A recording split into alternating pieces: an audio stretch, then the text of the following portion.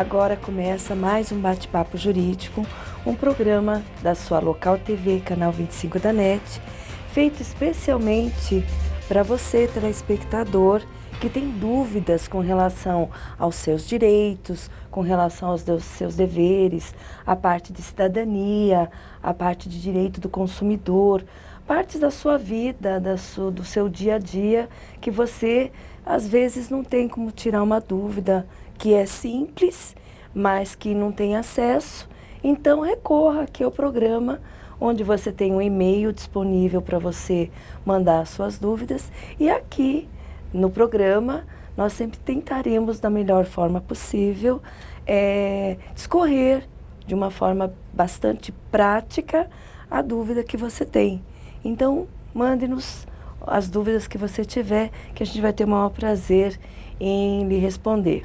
Hoje estou eu aqui, Regina Ariza, junto com o doutor Hilton Mascarenhas. Tudo bem, doutor? Tudo ótimo, doutora Regina. É um prazer estar aqui. É um prazer, telespectador, amigo internauta que está nos assistindo. É uma satisfação. Nós estamos aqui, como a doutora acabou de mencionar, para satisfazer aí dúvidas, né, que o telespectador tem em relação aos seus direitos. Como a doutora disse, consumidor, trabalhistas, né, entre tantas outras áreas que nós temos. Eu vou falar um pouquinho, né, sobre alguns aspectos trabalhistas relacionados à anotação em carteira do trabalho, né? São dúvidas muito frequentes que os trabalhadores têm sobre salário, quanto tempo eu preciso receber um salário, está atrasado, passou do prazo, não passou do prazo, o que eu posso fazer, né? E também um tema muito atual, né, e está saindo agora quentinho do forno, que é o Simples Doméstico, né, da Lei de Empregados Domésticos, né, que foi promulgado recentemente e vai entrar em vigor, ou melhor, já entrou em vigor, né, uns dias atrás, na quinta-feira passada, se não me falha a memória, no dia 1º de outubro, né, e, bom, são temas assim corriqueiros. Nós vamos tentar tirar dúvidas que foram enviadas através dos e-mails, né, que o pessoal tem mandado. É muito assunto, então assim, a gente tenta pegar aqueles que são mais pertinentes, a gente tenta pegar aqueles assuntos que se aplicam mais à pessoa comum também, né, ao trabalhador, principalmente quando se diz respeito a assuntos trabalhistas, e vamos fazer o máximo para poder também tentar elucidar a dúvida com mais clareza possível. Muito bom. Eu também vou abordar 2 temas trabalhistas. Ótimo. E de uma certa forma, é uma forma administrativa de resolver um problema que poderia ser processual. Perfeito. Nós vamos abordar aqui a questão do inventário, da separação, do divórcio em cartório, certo. Mas a dispensa do empregado também, dúvidas com relação à dispensa. A trabalhista tem sido a mais procurada, a campeã de bilheteria, exatamente. Infelizmente o país está passando por um momento talvez um pouquinho complicado, esperamos que seja temporário, né? Esperamos que seja temporário. Um momento delicado. Sim, e acaba influenciando bastante nessa questão com os trabalhadores. Com tantas demissões, a procura realmente pelo trabalhista tem sido grande, né? Bom, então acho que o programa vai ficar bastante agradável. Com certeza, não tenho dúvida. Então, no próximo bloco, nós responderemos as perguntas que nos foram enviadas. Não sai daí, a gente volta já já.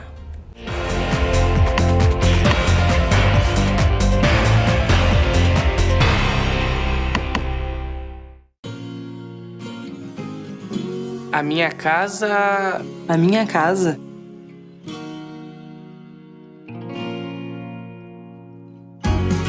A minha casa tem que ter alegria. Tem que ser sem hora pra ir embora. Tem que ser muito moderna. Tem que ser cheia de vida. Tem que ser compartilhada.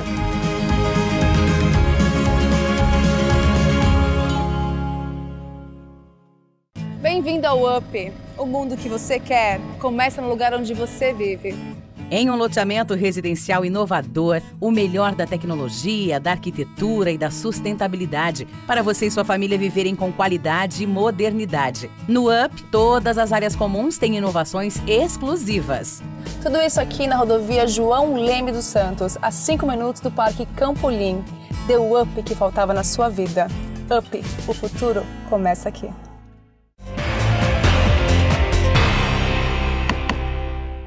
Estamos de volta com o programa Bate-Papo Jurídico. Você que está em casa, né, que tem dúvidas relacionadas aos seus direitos, sejam eles trabalhistas, direito do consumidor, locação, enfim, qualquer dúvida pontual que você tenha a respeito de um eventual direito que talvez você acha que está sendo lesado, tem dúvidas, gostaria de perguntar para alguém, não sabe para quem perguntar, agora você sabe. Você pode mandar um e-mail, ele está aqui na tela, né, na parte de baixo da tela. Escreva para a nossa produção, a produção ficará muito feliz em receber a sua pergunta. Nós vamos tentar respondê-lo o mais rápido possível, né? Graças ao grande sucesso do programa, nós temos muito volume de perguntas, né? Então nós tentamos sintetizar, agrupá-las, para que todas as pessoas fiquem satisfeitas e sejam incentivadas a continuar, né, enviando suas perguntas. A sua dúvida, com certeza, é a dúvida de muitas outras pessoas. Doutora, vamos lá? Vamos lá, então, doutor? Tá bom. A primeira pergunta, doutora, que o nosso telespectador ele enviou foi a seguinte. Fui dispensado da empresa em que trabalhei por mais de 5 anos. Já recebi minhas contas e abaixo na carteira de trabalho, mas tenho muitas dúvidas quanto às verbas que me pagaram. O que devo fazer? Diante de uma pergunta aparentemente simples, né? Não é tão simples assim. Convém sempre que a pessoa tenha dúvida com relação à sua rescisão, as contas que ele recebe, o termo técnico é rescisão de contrato de trabalho. Quer dizer, é o fim do contrato de trabalho. É um documento que tem esse nome, rescisão de contrato de trabalho. Então, se ele tem dúvidas, se aquelas verbas foram pagas devidamente ou não, o que é muito costumeiro, porque eles saem, o trabalhador sai com muita dúvida, Sem né? dúvida. Então, convém entrar em contato com o advogado. Ele é o profissional adequado para poder tirar essa dúvida. Ele está preparado para saber tanto das verbas, quais foram as verbas pagas, se foram as devidas ou não, quanto os valores. Porque o advogado, ele tem condição de calcular o valor também, certo, se está certo ou não. Então, não demorar muito para essa procura. Assim que ele receber a rescisão, surgiu alguma dúvida, já procure um advogado. Não convém ficar deixando, não, vamos deixar para lá, tal. Não, procure logo um advogado. Inclusive tem um prazo, né? Pois é, a gente tem prazos para isso, então convém, até porque a angústia da pessoa vai aumentando com aquela dúvida. Uhum. Então procura um advogado, tira a sua dúvida. O quanto antes. O quanto antes. A gente vai, nós advogados, o doutor sabe, a gente faz uma análise, né, detalhada do termo de rescisão, das contas que o trabalhador recebe. Uhum. Procurar um profissional de confiança, um profissional que tenha competência. Vamos à próxima pergunta? Vamos lá. O internauta disse o seguinte. Meu irmão tem um processo trabalhista e ele comentou comigo que ganhou o processo, mas a empresa não pagou. Estou curiosa quanto ao que acontece. Ele não vai receber? Então, doutor, que problema, né? É o famoso, talvez, ganhar e não levar. É um termo que a gente usa muito, né? É o ganhou, um pouquinho de frequência, infelizmente. Ganhou, mas não levou. Então, a pessoa, o trabalhador, ganhou. A sentença do juiz foi favorável a ele, os pedidos foram reconhecidos. Agora, a empresa pagar é outra coisa. É uma segunda fase. É uma segunda fase. Se ela pagar, muito bem, ótimo. Se encerra por aí o processo. Agora, se ela não pagar, nós temos aí um processo de execução para iniciar. Vamos começar assim, o direito do trabalho, as verbas trabalhistas, tem caráter alimentar. As pessoas trabalham para se alimentar. Perfeito. Quer dizer, é de extrema importância que essa verba seja recebida. Então, o processo de execução trabalhista, ele realmente é efetivo. A gente vai atrás de tentar receber. Então, como isso acontece? Existe um prazo para a empresa pagar. Se ela não pagou, nós começamos, então, com os pedidos para o juiz de penhora, né, que hoje a gente faz online. Bloqueios Então, em conta bancária. bloqueios em conta, as tais ferramentas eletrônicas. Perfeito. Então, a gente já usa o Bacen, que é bloqueio em conta corrente. Já bloqueia o valor devido em conta corrente, se houver valores. Se tiver saldo, né? Temos o Renajude, que é uma ferramenta que a gente usa para poder bloquear veículos em nome da empresa. E temos o Arisp, que é no sentido de bloquear imóveis, para a empresa não mexer nos imóveis em nome dela. Certo. Se caso essas ferramentas forem negativas, quer dizer, não se achou nada em nome da empresa, nós descaracterizamos a empresa, a pessoa jurídica da empresa, e vamos atrás da pessoa dos sócios da empresa. Tamanha é a importância do caráter alimentar da Justiça do Trabalho. Então aí vamos fazer tudo de novo, mas agora na pessoa dos sócios. Tudo no intuito para que aquele trabalhador receba aquilo que é devido. Exatamente, né? Receba. Então, quando a pessoa não recebe, ganhou, mas não recebeu, nós entramos com essas ferramentas todas e vamos buscando até achar alguma coisa. Aí o penhorado é levado à asta pública, onde se recebe o valor, e aí paga-se o que deu, o valor que deu. É trabalhoso, é demorado, mas existe uma forma da gente conseguir. O advogado não desiste, nunca, né? Não desiste, né? Não, Isso acho que é importante destacar, que ele faz o possível para satisfazer ali o desejo, né, e a vontade do seu cliente de ficar satisfeito plenamente, né? São várias ferramentas. É do nosso papel fazer o cliente receber. Sem dúvida, né? Sem dúvida. Ótimo. Doutora, mais uma pergunta. Tenho a intenção de me divorciar. Infelizmente, coincidiu com a morte do meu pai. Tenho uma situação financeira muito limitada e não posso pagar a despesa de 2 processos judiciais. Fiquei sabendo que posso tanto me divorciar quanto realizar o inventário no cartório e ficar mais barato. Isso é verdade? A nossa telespectadora está com uma série de problemas aí, o que é muito usual. Infelizmente, os dias estão difíceis e realmente tudo está muito complicado de se resolver. Então, buscando uma praticidade, existe sim formas de se resolver esses 2 problemas no cartório. A gente recomenda que a pessoa compareça a um cartório para fazer uma escritura pública. Tanto o divórcio como o inventário é feito por escritura pública, o arrolamento, na verdade, né? Mas o nome mais popular é inventário. Com relação ao divórcio, doutor, se não pode ser feito se não houver filhos menores. Tem algumas regrinhas. Tem algumas regrinhas, aí. Então não pode ter filhos menores ou incapazes. Os filhos têm que ser maiores. Ou, às vezes, não há filhos também, né? O acordo da partilha de bens tem que ser anterior. Então, se o casal tem bens, eles amigavelmente separaram, então já tem que ir com a divisão dos bens pronta. Tem que ser consensual. Né? Consensual, não pode ter litígio no meio.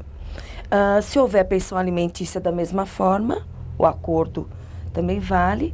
Tem que contratar um advogado, apesar de ser feito em cartório. Por exemplo, o advogado tem que contratar um advogado. Né? O papel do advogado é obrigatório também aí. E os documentos exigidos pelo cartório. Não é de forma diferente o inventário.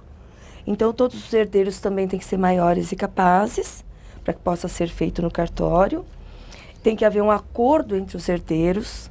É bastante difícil, mas pode acontecer. Um acordo entre os herdeiros. Não pode haver dissidências entre os herdeiros. Já sabem a partilha como vai ser feita. Então, documentos exigidos também, no caso, tem que ver no cartório e também tem que ter a presença de um advogado. Também tem um pagamento de algumas custas envolvidas aí também. Tem taxas, dependendo do valor dos bens, tem o imposto, né? Mas, de qualquer maneira, o cartório ainda é uma maneira mais ágil e de um custo menor do que a própria justiça. Então, é conveniente. Se tiver encaixado em todos os requisitos, se for consensual, né, não tiver pessoas menores envolvidas, etc., essa via do cartório, como a senhora disse, além de ser mais rápido, né, talvez é um pouquinho menos oneroso também. Sim, né, pra ele. Sim. Então, praticamente é isso. Ótimo. Bom, nós voltamos já. No próximo bloco nós vamos responder mais perguntas dos internautas, das pessoas que estão ligando aqui nessa produção. O telefone está tocando. Não perca tempo. Mande seu e-mail, ligue para a nossa produção que nós vamos responder a sua dúvida muito em breve, tá? Voltamos já.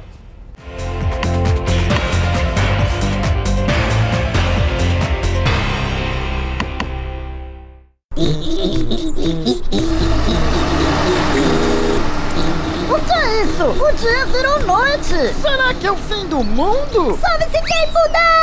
Ai, ai, ai! De novo isso, suas bobas! A Premodiza que chegou! É hora de diversão! A Premodiza transforma rapidamente seu sonho em realidade. Premodiza, grande nos detalhes. Premodiza! A Luxe Iluminação. Uma loja completa, do clássico ao moderno. Tudo para a iluminação da sua casa ou empresa. Equipe de profissionais para desenvolver o melhor projeto e atendimento técnico para os arquitetos. A Luxe Iluminação, a sua melhor opção em iluminação. Avenida Caribe 400 no Campolim.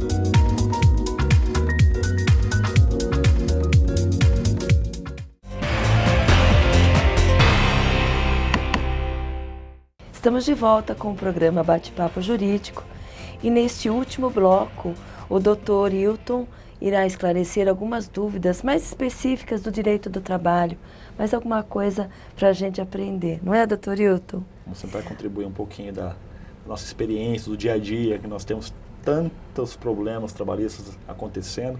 Trouxemos alguns temas mais pertinentes da pessoa que trabalha ou que já saiu também, né, da empresa. Também. Vamos então para a primeira pergunta? Vamos começar. Após a entrega do trabalhador da carteira de trabalho para anotação, em quanto tempo a empresa deve providenciá-la e devolvê-la? Ótimo. A pessoa que mandou foi muito feliz nessa pergunta. É uma pergunta que muitos trabalhadores têm, né? Principalmente aquela pessoa que começou a trabalhar agora, primeiro emprego, né? Ela vai lá, tira a carteira de trabalho dela novinha, né? Entrega no departamento, né, pessoal, o RH da empresa, e ela não sabe quando ela vai ter aquele documento de volta, né? O prazo legal para essa devolução é de 48 horas. Algumas empresas muitas vezes acabam se atrapalhando um pouquinho, retém o documento por mais de 48 horas, uma semana, 2 semanas. Nós já vimos casos em que a pessoa está trabalhando há meses e não foi devolvida a carteira ainda. Pasme, não sei o motivo, muitas vezes a pessoa talvez nem fez a anotação. Às vezes não se atém realmente ao prazo. Exatamente. Mas se vier uma fiscalização... Se a fiscalização for lá, vamos dar uma olhada se está todo mundo registrado, bonitinho, cadê as fichas, encontrou uma carteira de trabalho lá, vai verificar quando essa pessoa foi admitida. 3 meses? Pô, porque não foi feito um tempo, etc. Então, 48 horas, esse é o prazo de você chegar, entregar e a empresa devolver. Feita a anotação, você confere, vê se está tudo certinho, né? A função que você exerce, se bate, o salário que foi combinado inicialmente, se é aquele salário que está anotado devidamente o valor. Tudo ok, você guarda. Mas é importante destacar, doutora, que essa carteira do trabalho, ela deve ser atualizada com uma certa frequência, dependendo das circunstâncias.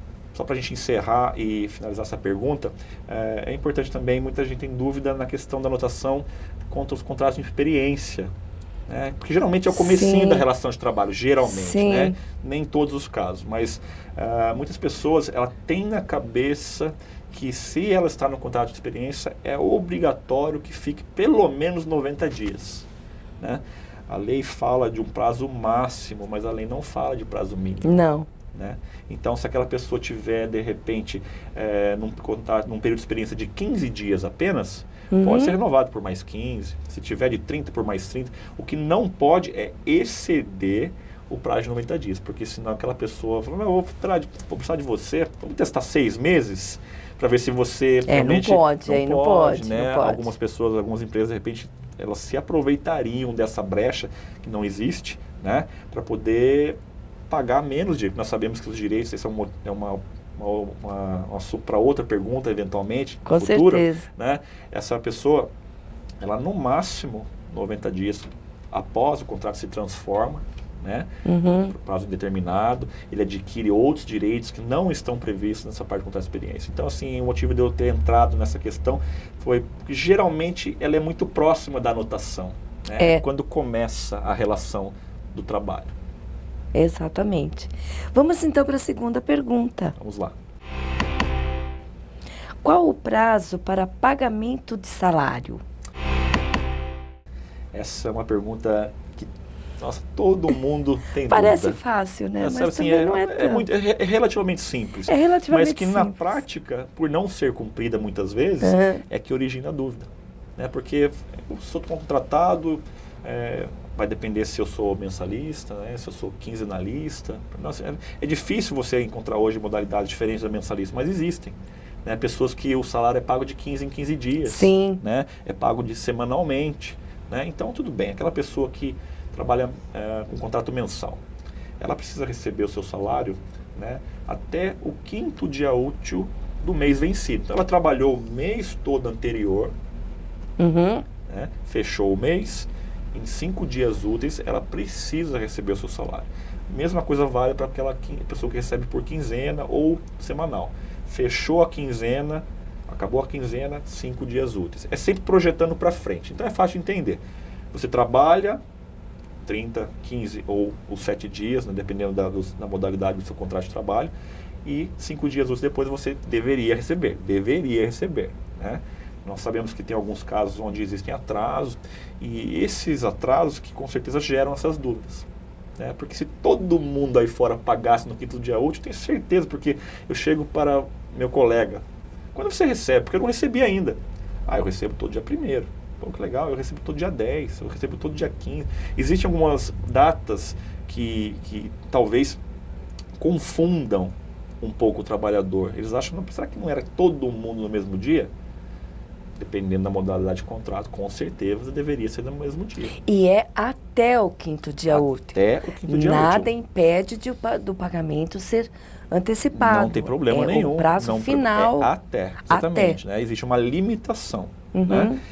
Essa questão do pagamento. Vamos colocar mais algumas situações. Vamos dizer que aquele trabalhador ele recebeu, mas ele vai receber em cheque. Né? Não tem conta bancária. Sim. Né? E nós sabemos que existem regras de compensação por cheque. Tem a questão da compensação do cheque. Nós sabemos que depende do valor, né? Depende da praça. Né? Algum problema em empregador pagar o empregado com cheque? Nenhum. Né? Desde que esse cheque seja compensado, o dinheiro esteja disponível para aquele trabalhador também no 5º dia útil. Sempre respeitando esse 5º dia útil. Então vamos dizer que aquele cheque precisa de 2 dias para ser compensado, a empresa precisa se programar para dar o cheque na mão do empregado com 2, 3 dias. Olha que interessante. Né? Tem que ser antes. E vamos um pouquinho mais além. E aqui uma dica para você que não sabe: se você está enquadrado nessa situação, você precisa ir ao banco para fazer o desconto desse cheque. Você tem que ter um horário que é garantido pelo seu empregador, o seu patrão ele tem que permitir que você saia dentro do expediente bancário, né? E outra coisa, se não tiver um banco ali pertinho, tiver que pegar um ônibus, por exemplo, a empresa tem que pagar essa despesa. Olha só. Né? Então, ou seja, para ele ir até o banco receber, tem que ser dispensado num horário pertinente, né? Ou ele vai e volta para a empresa, sem desconto, não pode ser descontado. Né? E se ele precisa pegar uma condução, 2, né? De repente só tem aquele banco na cidade, do outro lado da cidade, né? E isso envolve um gasto, né? O que acontece? Ele precisa ser reembolsado. Tá? Quantos detalhes dentro de uma pergunta tão simples. Você vê só. Mas não assim, a gente tentou esclarecer, mas eu acho que em relação ao salário, ao pagamento, é isso. Não, com certeza, aprendi muito também. Que bom. Vamos para a terceira pergunta? Como funcionará o recolhimento do Simples Doméstico? Vamos lá.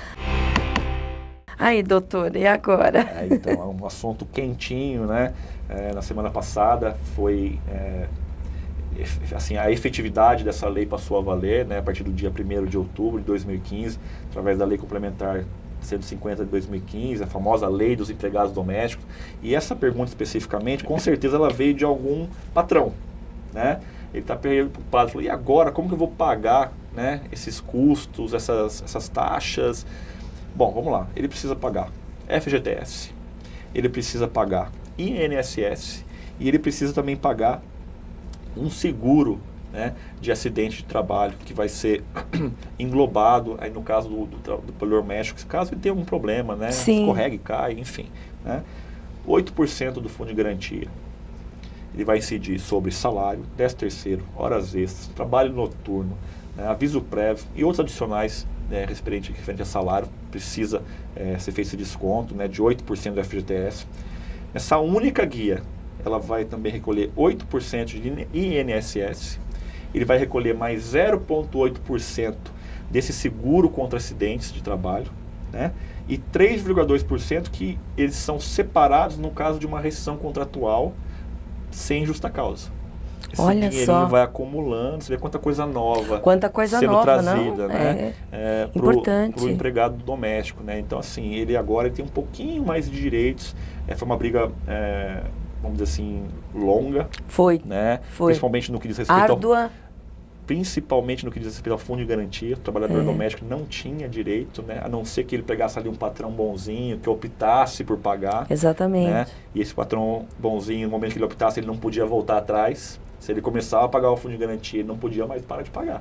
Né? Tinha que ser. Agora não, agora é obrigatório. Então, esses valores, você, empregador doméstico, se atente que com certeza existem prazos, as alíquotas são essas, né, são valores que têm que ser respeitados e isso vai dar uma tranquilidade maior para você, né, empregado doméstico. Então fique de olho, cobre seu patrão, pergunte se está sendo recolhido seu INSS, né? Nós sabemos que é muito importante que você tenha essa condição de segurado, você precisa, né?